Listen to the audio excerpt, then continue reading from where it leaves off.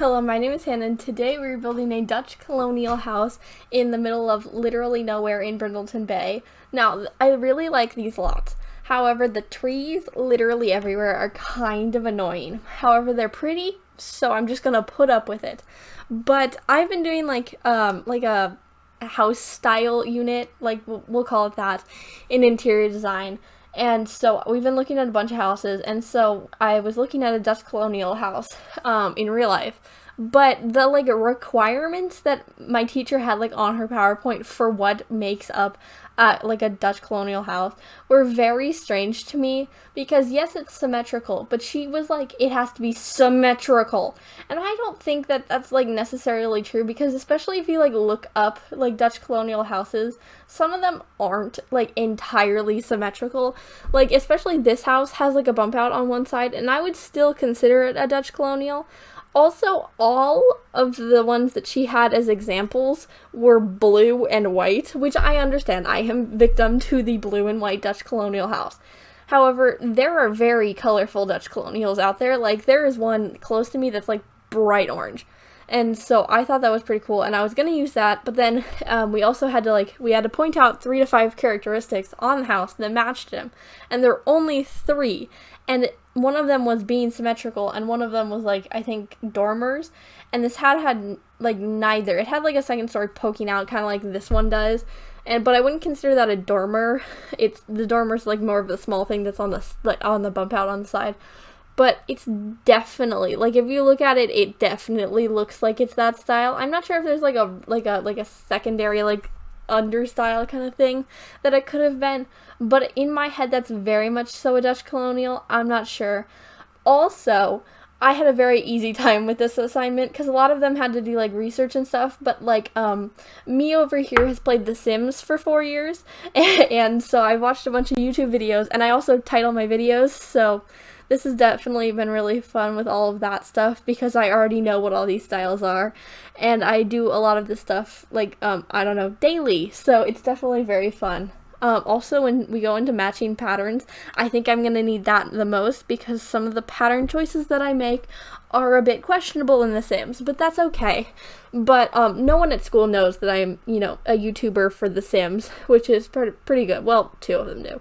2 of my friends know that I do this. However, one of them, I don't even know if they, put that in their mind. I'm not sure. Couldn't tell you. But it's very strange, especially because you know all this, but, if anyone asks, no you don't. Which is, it's a bit strange.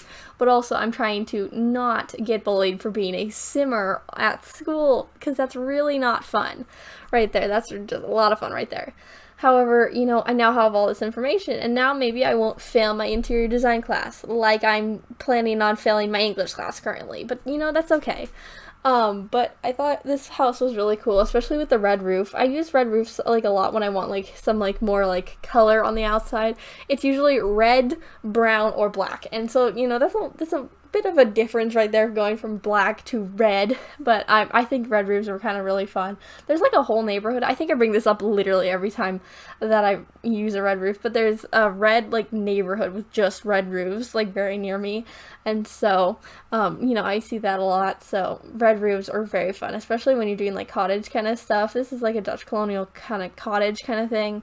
Which is probably what I'll end up naming it in 5 minutes, but that's really fun. But I think the red roof just gives it some more color and style to it, and that's really fun. But the interior design kind of conversation kind of is a good segue into what I'm talking about today, which is school. My what I'm going to talk about is mostly tests, but also dropping out of things. Not me specifically, but I may. We'll see. But I had to take a test over knot tying in outdoor adventure, or a class about outdoor stuff and stuff like that. My outdoor class for PE is real fun.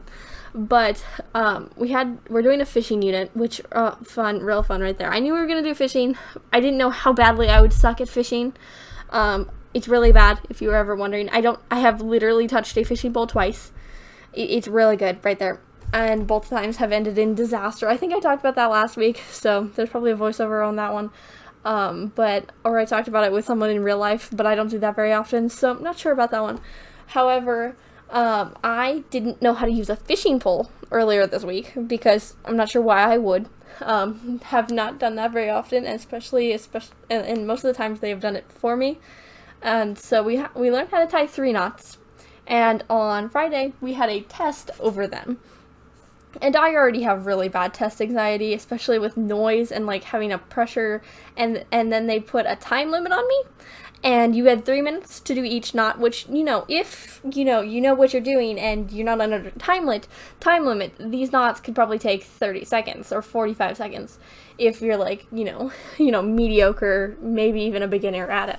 However, I know all 3 knots. I can do all 3 knots. However, the time limit on there could not do the first knot. I was dying the entire time because the time limit, and also everyone was so noisy. It was really bad, which is an issue on my behalf, not theirs. Talking is normal, especially because he allowed it. He allowed talking. And so, that's all fun. But I was stressed because I was like, I know all 3 knots, that's all fine. But if I can't do any of them in the time, you didn't get it, and then you had to, like, redo it or something. And so I was very stressed. I did eventually do it. I did the last 2 knots. I did the second and the third knot. And those were all fine, but I was so stressed, and it was really, really bad. But I did it all fine. It was all good. It just caused me a lot of stress. Also, I had my my first world history exam, and that was also really bad. I don't think I did that badly. I have only gotten 1 of the 2 grades back for that, and I got 12 out of 15, I think it was, which is not bad. It's bad for me, though, because I immediately went, oh, God, I suck at this, which is not good, because I didn't do that bad. Like, 3 problems wrong is not bad, but it was just, like, really in my head with that right now then. And so, I'm hoping on the other section of that I did better, but I haven't checked yet, so I may check later. I am at my 4th voiceover of today, so, I'll probably check after that when I'm doing, like, my homework and stuff.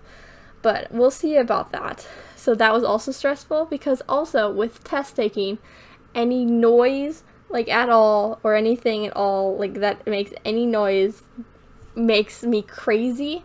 Like, breathing, pencils, like, chairs moving, I cannot focus at all. I need it to be dead quiet for me to focus, and that gives me a lot of testing issues because my grades are fine, but the test grades are not good because I had an 100% in world history until this test, in which I got a B on, and now I'm at an 82 because the other things were formative and this was a summative thing. So it caused me a lot of issues.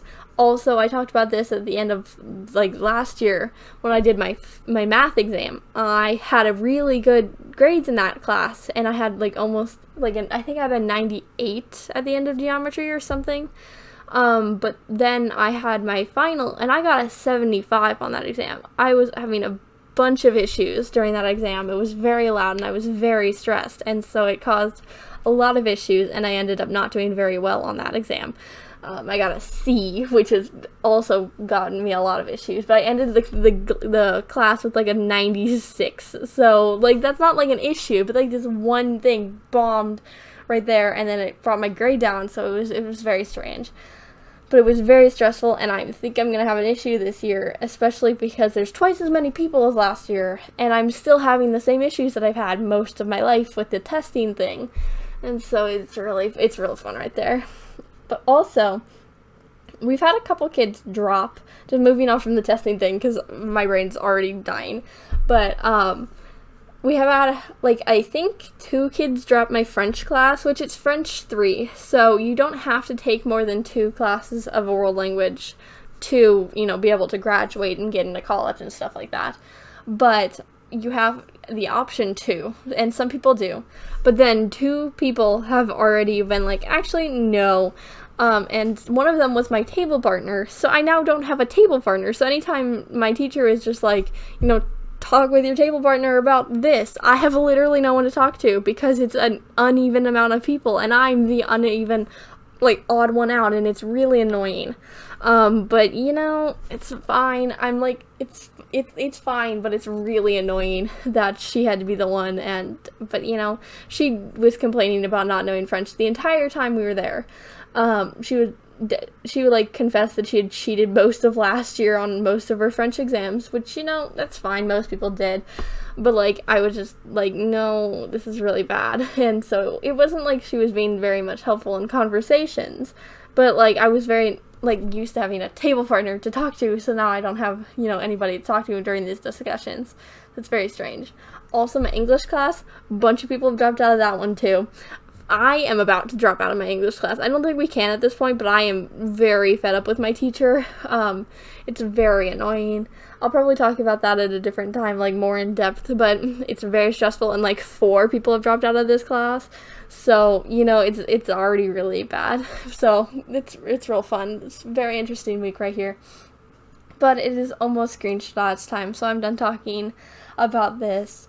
But subscribe if you like today's video or if you want to see more like this. But as I said, it is almost screenshots time. So I post a new video 4 days a week, so you can watch another video next time. Bye!